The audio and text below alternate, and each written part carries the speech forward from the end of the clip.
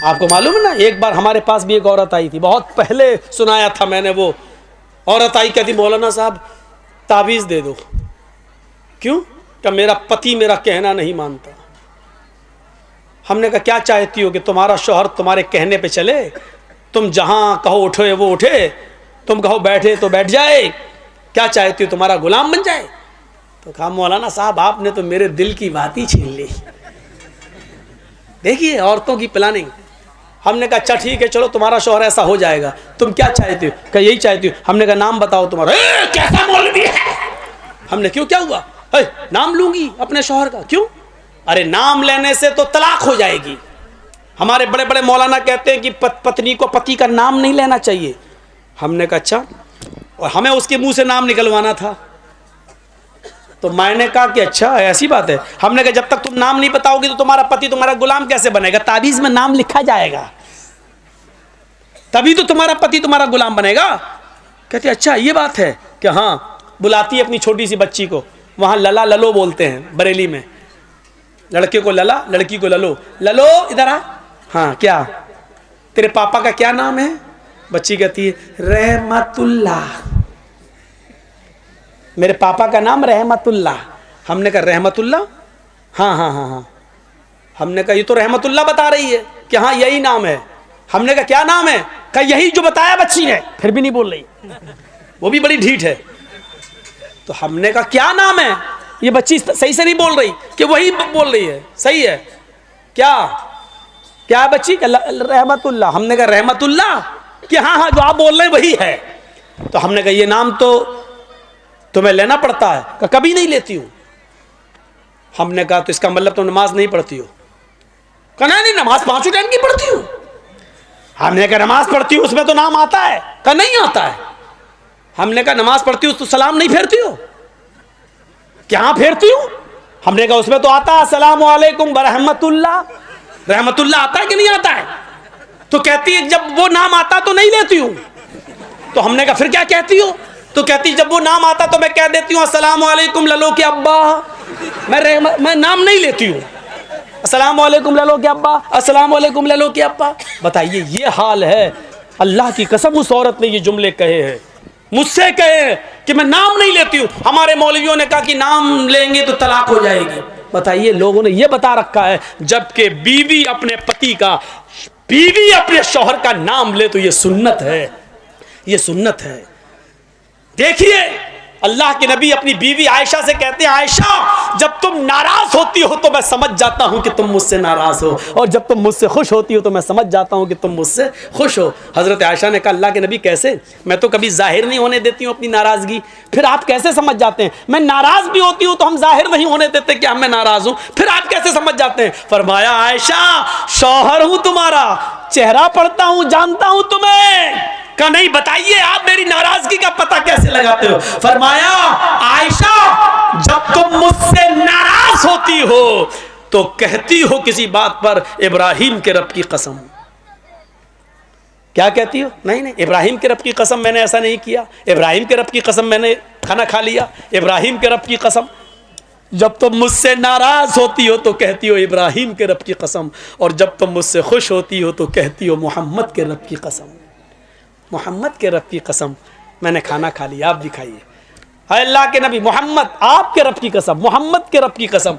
आयशा जब तुम मेरा नाम लेती हो तो मैं समझ जाता हूं कि तुम मुझसे खुश हो। आयशा की उम्र कितनी है? 9 साल। और अल्लाह के नबी की उम्र कितनी है? 54 साल। लेकिन मियाँ और बीवी के दरमियान इतनी लंबी उम्र का फासला होने के बावजूद आयशा क्या कह रही हैं? मोहम्मद के रब की कसम। और अल्लाह के नबी क्या कह रहे हैं? नाम लो। क्या कह रहे हैं? नाम नहीं लेना चाहिए। हैं मैं पति हूँ। क्या कह रहे हैं? जब तुम मुझसे खुश होती हो तो मैं समझ जाता हूँ कि खुश हो, क्योंकि तुम कहती हो मोहम्मद के रब की कसम। यानी बीवी जब अपने पति का नाम ले तो ये मोहब्बत की अलामत है, मोहब्बत की अलामत है। मैं तो कहता हूँ कि नाम लेना चाहिए, हर औरत को नाम लेना चाहिए। कुछ जाहिल औरतें क्या कहती हैं?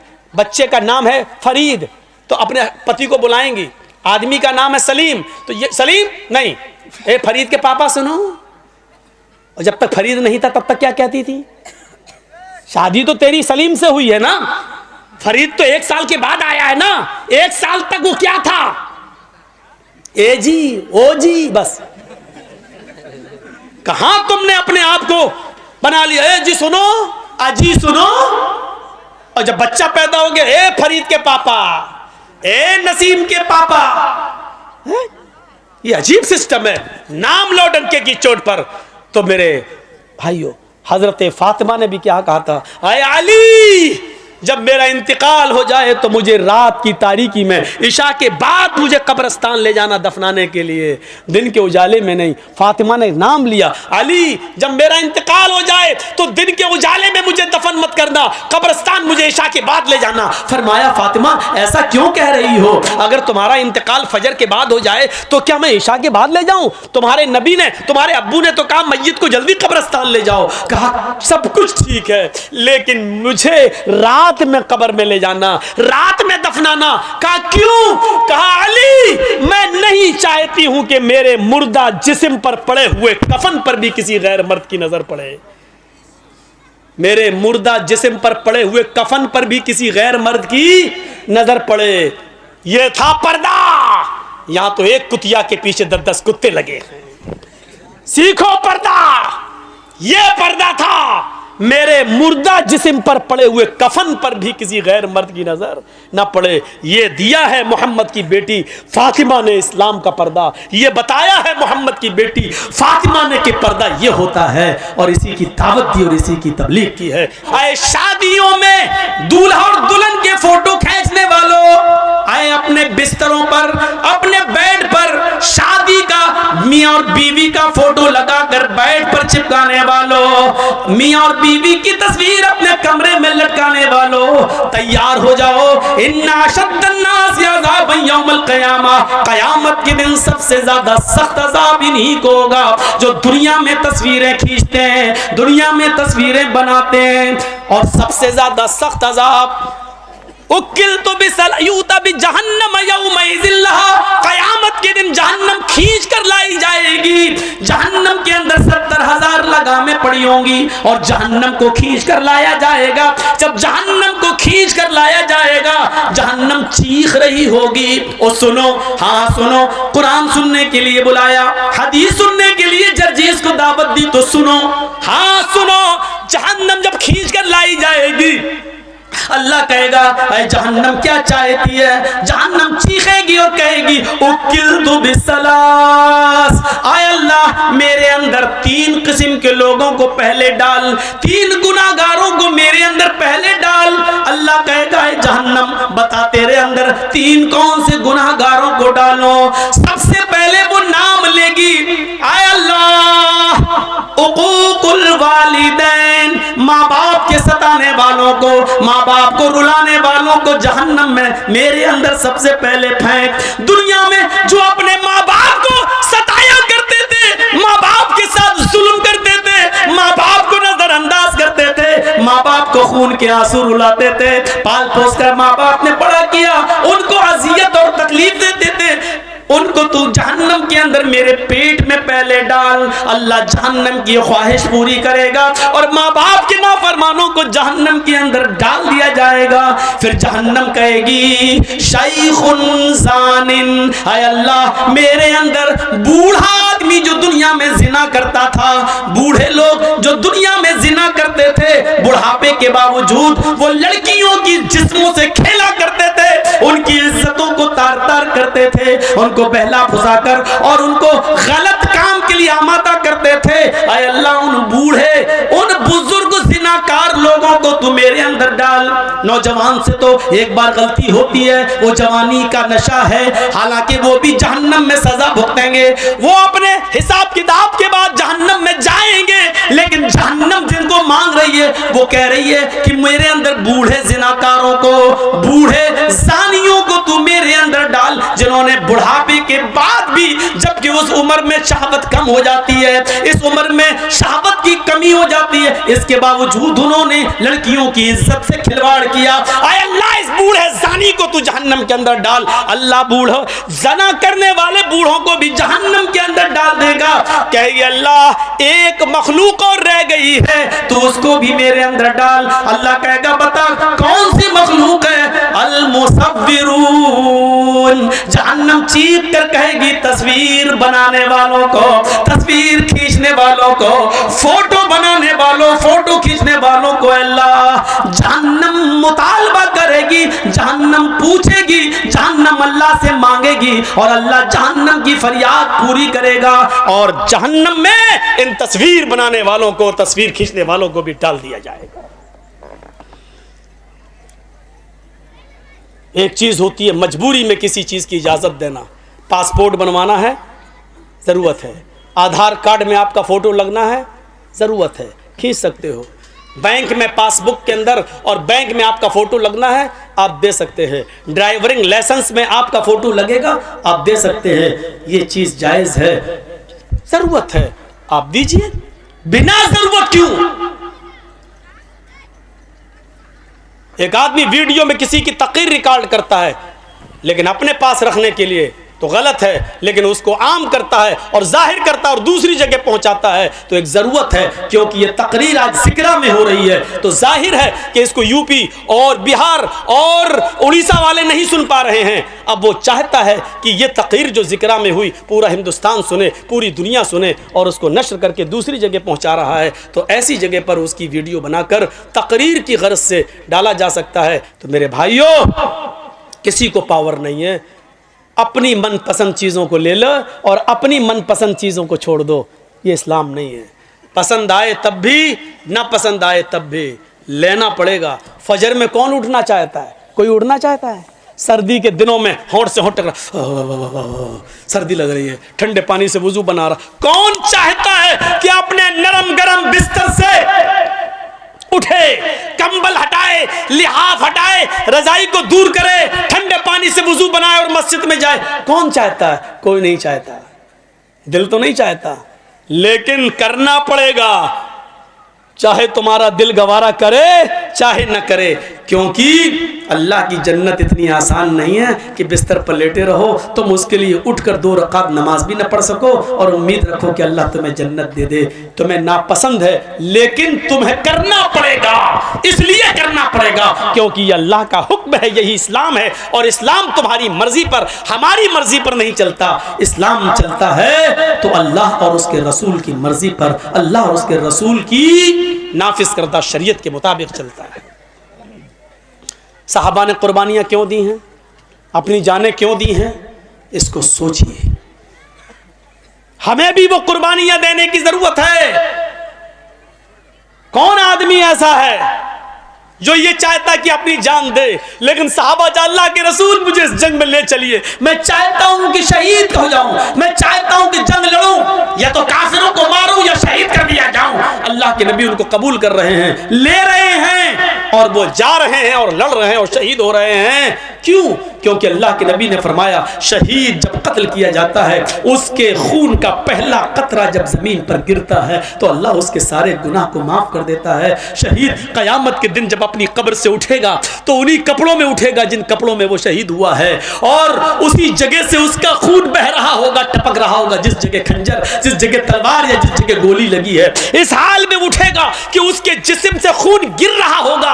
अल्लाह ताला उसके जिस्म से गिरते हुए खून को देखकर कहेगा फरिश्तों, इस बंदे का क्या हिसाब लूं, इससे क्या पूछताछ करूं? ये तो मेरे लिए अपनी पूरी जमीन और जायदाद और जान सब कुछ देकर चला आया, इससे क्या मैं पूछूं? इसने तो सब कुछ मेरी राह में कुर्बान कर दिया था, इसने तो अपनी जान तक मेरी राह में दे दी थी। जाओ, मैंने इसको बख्श दिया, इसको जन्नत के अंदर दाखिल कर दो, इसको जन्नत के अंदर ले जाओ। फरिश्ते उसको जन्नत में ले जा रहे होंगे। फरिश्ते पूछेंगे तुम्हारी कोई और तमन्ना है? जन्नत की नेमतों को शहीद देखेगा, जन्नत की नेमतों को शहीद देखेगा। फिर फरिश्ते पूछेंगे कुछ और चाहते हो? तो फरिश्ते कहेंगे हाँ एक तमन्ना और है। कहा क्या है? कहा है फरिश्तों अल्लाह से दुआ करो, अल्लाह से कहो मेरी एक तमन्ना यह है कि वो मुझे दुनिया में दोबारा भेज दे, मैं दोबारा जंग करना चाहता हूं, दोबारा काफिरों से लड़ना चाहूंगा और फिर मैं चाहूंगा कि फिर मैं शहीद हो जाऊं, फिर मैं जन्नत में लाया जाऊं। क्योंकि शहीद का इतना बड़ा इज्जत, इतना बड़ा इकराम कि शहीद जन्नत की नेमतों को देखकर कहेगा अल्लाह मैं चाहता हूं कि मुझे बार बार दुनिया में भेज, मैं बार बार कत्ल किया जाऊं और बार बार जन्नत में आऊं, और तू बार बार पूछे कि तेरी तमन्ना क्या है, मैं फिर कहूं कि अल्लाह मुझे दुनिया में भेज और मुझे कत्ल किया जाए और फिर मैं जन्नत में आऊं। जरा गौर करो कि शहीदों का इनाम कितना बड़ा होगा, शहीद का इनाम कितना बड़ा होगा कि शहीद जन्नत की नेमत में देखने के बाद भी हटने उसमें है नहीं। फरिश्ते पूछ रहे हैं कुछ और चाहते हो? अब जन्नत में किसी चीज की कमी तो है नहीं, फिर भी फरिश्ते पूछ रहे हैं कुछ और चाहते हो? कि हाँ, क्या? दुनिया में दोबारा जाना चाहता हूं, नक़्तुल, फिर कत्ल होना चाहता हूं, फिर जन्नत में आना चाहता हूं। ये तमन्ना होती है। लेकिन फरिश्ते कहेंगे नहीं, जो रूह एक बार हमारे पास आ जाती है वो दुनिया में दोबारा लौट कर नहीं जाती। अब तुम्हें दुनिया में दोबारा नहीं भेजा जाएगा। जब शहीद को दुनिया में दोबारा इंसान की शक्ल में नहीं भेजा जा सकता, यहाँ तो बहुत बड़े बड़े बुजुर्गों की रूहें आती हैं हमारे घरों में, शब बारात के हलवे खाने, खिचड़े खाने और पता नहीं क्या क्या करने। बड़े बड़े लोगों की रूहें आती हैं हमारे यहाँ, कहते हैं बुजुर्गों की रूहें आती हैं। मेरे भाइयों, कुरान कहता है जो रूह मेरे पास आ जाती है वो दोबारा लौट कर नहीं जाती। अच्छा एक बात बताइए, दुनिया में थर्ड क्लास की जिंदगी है, आदमी मर गया, अच्छे काम किया है, फिर वो आखिरत में चला गया, बरज़ख में चला गया, अब वो फिर फर्स्ट क्लास की जिंदगी से कोई थर्ड क्लास की जिंदगी में आएगा? मौलाना जर्जिस बहुत अच्छे नेक अमल किए, अब हम मर गए, अब हम मरने के बाद अल्लाह ने मुझे आला इल्लीन के अंदर मेरी रूह को दाखिल कर दिया, अब हम दुनिया में दोबारा आना चाहेंगे, उन नेमतों को छोड़कर दुनिया में हम दोबारा आएंगे, फिर फायदा क्या है? दुनिया की थर्ड क्लास की जिंदगी को छोड़कर हम फर्स्ट क्लास में अच्छी जिंदगी में गए हैं, फिर हम दुनिया में क्यों आना चाहेंगे? मेरे भाइयों, जो बुजुर्ग दुनिया की जिंदगी में अमल करके अल्लाह को प्यारे हो गए हैं, वो अल्लाह के पास से लौटकर दुनिया में दोबारा क्यों आना चाहेंगे? इतनी मोटी सी बात हमारी आपकी अकल में नहीं आती है। मेरे भाइयों, जिस आपके जिक्रा गांव के अंदर अगर मुझे पकड़ के मारा जाए, ठूसा जाए, अच्छा कमीने पिछली साल तू क्यों नहीं आया था, है बोल, ये अब पकड़ के कोई हमें बांध के मारे, फिर दोबारा हम जिक्रा गांव में प्रोग्राम देंगे? कभी नहीं देंगे। एक बार जो आदमी हम मार खा चुका हो, दोबारा क्यों वो उस गांव में प्रोग्राम देगा? मेरे भाइयों, जो आदमी दुनिया में मुसीबतें बर्दाश्त करके, नेक अमल करके, फजर की नमाजों में सर्दियों में उठकर तकलीफें बर्दाश्त करके उसने अच्छी जिंदगी पाई हो, इल्लीन के अंदर मकाम पाया हो, जन्नत की खिड़की उसके लिए खोल दी गई हो, फिर वो दुनिया में दोबारा उससे कहा जाए चले तो दोबारा क्यों आएगा? फिर हम क्यों जाएं और अमल करें? फिर क्यों हम नमाजें पढ़ने के लिए जाएं? हमें अल्लाह ने जब ये इनाम दे दिया तो हम दुनिया में क्यों जाएं? मेरे भाइयों, फिर वो दुनिया में दोबारा तकलीफ उठाने के लिए क्यों आएगा? इतनी मोटी सी बात हमें और आपको समझना चाहिए। और यही बात हम बड़े प्यार से कहते हैं तो हमारे भाई कहते हैं ये आ गया मौलवी, जिसने इसकी तकरीर सुनी काफिर, इन दौर से निकलो। उत्तर प्रदेश के अंदर यही तो गेम खेला जा रहा है, लड़ो और लड़ाओ, मुसलमानों को आपस में बांटो। इलेक्शन के मौके पर इसको मंत्र पढ़वाया गया, क्यों जानते हो? मकसद सिर्फ जितेंद्र त्यागी नहीं है, मकसद है पूरा शिया समुदाय को अलग करना और सुन्नियों को अलग करना। ये दोनों अलग हो गए और शियों के वोट अगर बीजेपी को मिल गए तो बस बीजेपी 2022 के चुनाव में फिर आ रही है यूपी के अंदर। ये मकसद है। वरना ऐन चुनाव के मौके पर जो आदमी बाबरी मस्जिद से लेकर अब तक हमेशा विरोध करता आया हो मुसलमानों का, कुरान का, इस्लाम का, वो इलेक्शन के मौके पर किसी मंदिर पे जाकर धर्म क्यों चेंज कर रहा है? कर नहीं रहा है, ये बीजेपी के इशारे पर कराया गया है। ऐसे मौके पर करो ताकि हमें फायदा हो, चुनावी फायदा पहुंचाओ। मेरे भाइयों, ये होगा। दुआ करो इसका भी वही हश्र हो जो सलमान रश्दी का हुआ है, इसका भी वही हश्र हो जो तस्लीमा नसरीन का हुआ है। आपको मालूम है कुरान के ऊपर जिन लोगों ने एतराज़ात किए उनका हश्र क्या हुआ? तस्लीमा नसरीन ने पहले लज्जा किताब लिखी, इस्लाम पर कीचड़ उछाला, दूसरे लोगों ने बड़ी इज्जत की, आओ आओ बहुत अच्छा काम किया। जो मुसलमान होकर इस्लाम में कीचड़ निकाल सकती है वो ईसाई बनकर क्या ईसाइयत में कीचड़ नहीं निकाल सकती है? जो अपनी अम्मा में गलती निकाल दे वो दूसरे की बनाई हुई मुंह बोली अम्मा में गलती क्यों नहीं निकालेगी? जो सगी माँ में गलती निकाल सकती है वो सौतेली माँ में गलती क्यों नहीं निकालेगी? तो मेरे भाइयों सोचो, जब उसने ईसाइयत में भी गलतियां निकाली तो उसको उधर से भी धक्के मार के भगा दिया गया। धोबी का गधा न घर का न घाट का। यही हाल सलमान रश्दी का हुआ, यही हाल तस्लीमा नसरीन का हुआ, यही हाल तारिक फतेह खान का हुआ और यही हाल इंशाअल्लाह जितेंद्र नारायण त्यागी का होगा। जब तक इनके बाप हैं जिंदा या हुकूमत में तब तक इसकी इज्जत है, और जब बाप ही नहीं रहेगा तो इसकी इज्जत भी नहीं रहेगी, और बाप जिंदगी भर नहीं रहेगा। ये आपको मालूम है ना, राहत इंदौरी ने कहा था, जो आज साहिबे मसनद हैं कल नहीं होंगे, किराएदार हैं जाती मकान थोड़ी है। ये सब आने जाने वाली सरकारें होती हैं। जब तक बाप जिंदा है बेटे की इज्जत होगी, और बाप हटा तो बेटे का कोई पुरसाने हाल नहीं होगा।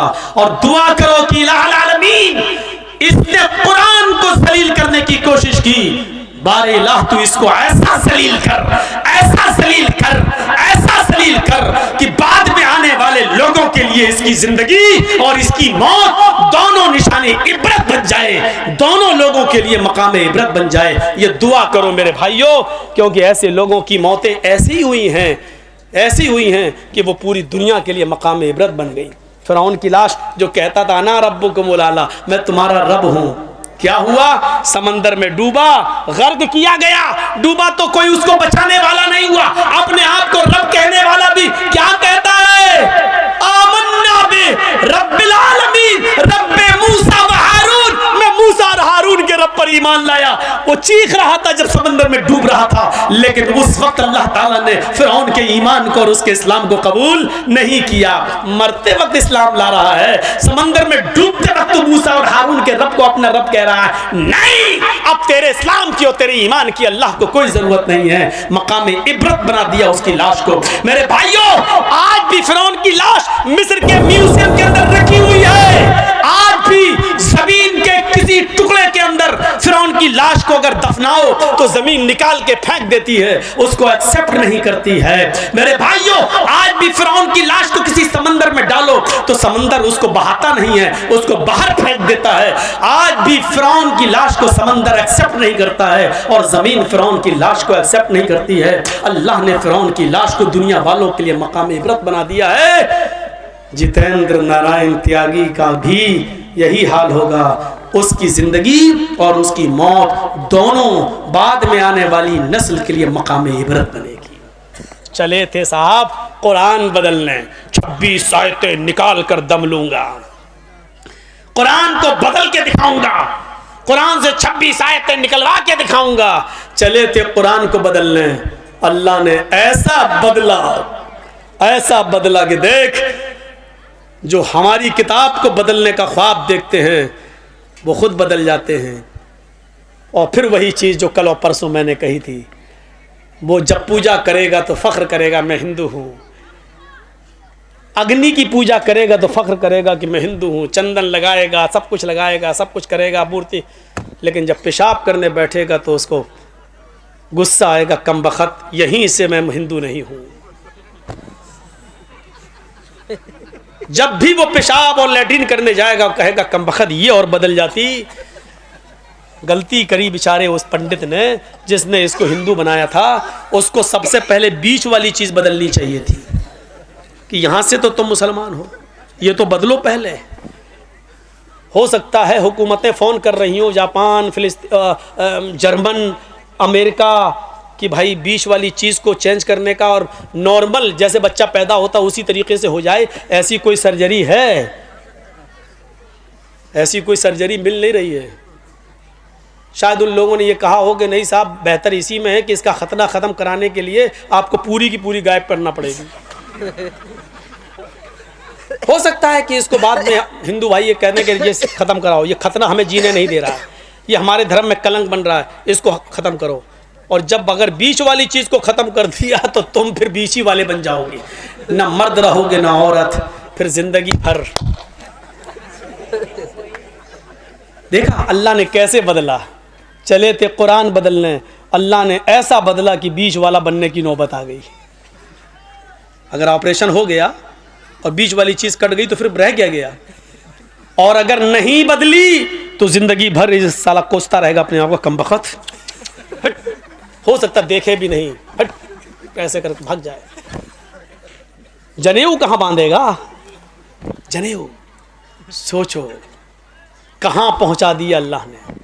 और पेशाब तो आदमी दिन भर में 2-3 बार तो करता ही करता है, यानी इसको एहसास होगा कि हमने क्या किया है। कभी हो ना हो पेशाब करते वक्त एहसास ज़रूर होगा। अब हो सकता है कि एक मौके पर और एहसास हो, अब तो त्यागी हो गए ना, तो अब बीवी तो छोड़ के भाग गई है, अब उधर उनकी शादी हो सकती है, 7 फेरे लग सकते हैं, तो हो सकता है कि उस औरत से अपनी उस बीवी से जब मिलने जाए तब वो भी कहे हट हट, तू तो मुसलमान है, हम तो हिंदू से शादी किए, तुझसे थोड़ी किए, और अगर हिंदू है तो फिर तू हिंदू वाली मशीन लेके आ। अब सोचो कि कितनी जगह ये फटकार। अच्छा सिर्फ सोचो बस, अल्लाह ने कितना जलील कर दिया है इसको, कहां पहुंचा दिया इसको। इसलिए कभी कुरान का मजाक मत उड़ाना मेरे भाइयों, कभी हदीस का मजाक मत उड़ाना। हम गुनाहगार हैं, अपने आप को गुनाहगार समझना, लेकिन कभी ये मत कहना कि मोहम्मद रसूलुल्लाह ने ऐसा क्यों कहा। नहीं, सहाबा इकराम ने अपने खून से सींचा है इस इस्लाम को, कभी मजाक मत उड़ाना। मौलवी जर्जीस ने फोटो तस्वीरें सब बताई हैं, इसको अपने दिल पर मत लेना। ये सोचना कि जर्जीस ने सुनाया क्या है, ये उसी नबी का फरमान है जिस नबी का पीछा इस तयागी ने किया है। 12 और नबी की 11, मोहम्मद की 11 बीवी। एतराज़ करता था ना, मोहम्मद की 11 बीवी पर बड़ा एतराज़ था। जिस धर्म में गया है उस धर्म में कृष्ण कन्हैया जी की 16,108 थी। चला मुंह, खोल अपना थूथड़ा, क्या बोलेगा? चुपचाप है, खामोश है, नहीं बोल पाएगा, नहीं बोल पाएगा।